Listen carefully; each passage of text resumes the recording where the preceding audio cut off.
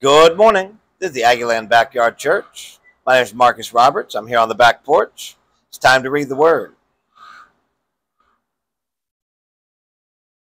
Today we're reading Mark chapter 15. Very early in the morning, the chief priests, with the elders, the teachers of the law, and the whole Sanhedrin, made their plans. So they bound Jesus, led him away, and handed him over to Pilate. "Are you the king of the Jews?" asked Pilate. "You have said so," Jesus replied. The chief priests accused him of many things. So again Pilate asked him, "Aren't you going to answer? See how many things they are accusing you of." But still, Jesus made no reply, and Pilate was amazed. Now it was the custom at the festival to release a prisoner whom the people requested. A man called Barabbas was in prison with the insurrectionists who had committed murder in the uprising. The crowd came up and asked Pilate to do for them what he usually did. "Do you want me to release to you the king of the Jews?" asked Pilate, knowing it was out of self-interest that the chief priests had handed Jesus over to him. But the chief priests stirred up the crowd to have Pilate release Barabbas instead. "What shall I do then with the one you call the king of the Jews?" Pilate asked them. "Crucify him," they shouted. "Why? What crime has he committed?" asked Pilate. But they shouted all the louder, "Crucify him." Wanting to satisfy the crowd, Pilate released Barabbas to them. He had Jesus flogged and handed him over to be crucified. The soldiers led Jesus away into the palace, that is, the praetorium, and called together the whole company of soldiers. They put a purple robe on him, then twisted together a crown of thorns and set it on him.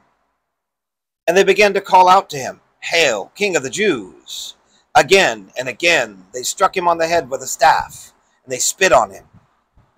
Falling on their knees, they paid homage to him. And when they had mocked him, they took off the purple robe and put his own clothes on him. Then they led him out to crucify him. A certain man from Cyrene, Simon, the father of Alexander and Rufus, was passing by on his way from the country, and they forced him to carry the cross. They brought Jesus to the place called Golgotha, which means the place of the skull. Then they offered him wine mixed with myrrh, but he did not take it. And they crucified him, dividing up his clothes. They cast lots to see which one would get it. It was 9 a.m. when they crucified him. It is written notice of the charge against him read, "The King of the Jews." They crucified 2 rebels with him, one on his right and one on his left. Those who passed by hurled insults at him, shaking their heads and saying, "So, you who are going to destroy the temple and build it in 3 days, come down from the cross and save yourself." In the same way, the chief priests and the teachers of the law mocked him among themselves. "He saved others," they say, "but he can't save himself. Let this Messiah, this King of Israel, come down from the cross, that we may see him and believe."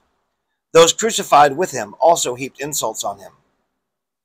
At noon, darkness came over the whole land until 3 in the afternoon. And at 3 in the afternoon, Jesus cried out in a loud voice, "Eloi, Eloi, lema sabachthani," which means, my God, why have you forsaken me?" When some of those standing near heard this, they said, "Listen, he's calling Elijah." Someone ran, filled a sponge with wine vinegar, put it on a staff, and offered it to Jesus to drink. "Now leave him alone. Let's see if Elijah comes to take him down." With a loud cry, Jesus breathed his last. The curtain of the temple was torn in 2 from the top to the bottom. And when the centurion who stood there in front of Jesus saw how he died, he said, "Surely this man was the Son of God." Some women were watching from a distance. Among them were Mary Magdalene, Mary the mother of James the younger, and of Joseph and Salome. In Galilee, these women had followed him and cared for his needs. Many other women who had come up with him to Jerusalem were there also. It was the preparation day, that is, the day before the Sabbath. So as evening approached, Joseph of Arimathea, a prominent member of the council, who was himself awaiting the kingdom of God, went boldly to Pilate and asked for Jesus' body. Pilate was surprised to hear that he was already dead. Summoning the centurion, he asked him if Jesus was already dead. When he learned from the centurion that it was so, he gave the body to Joseph. So Joseph bought some linen cloth, took down the body, wrapped it in the linen, and placed it in the tomb cut out of the rock. Then he rolled a stone against the entrance of the tomb. Mary Magdalene and Mary, the mother of Joseph, saw where he was laid. That's the word of the Lord. Have a great day.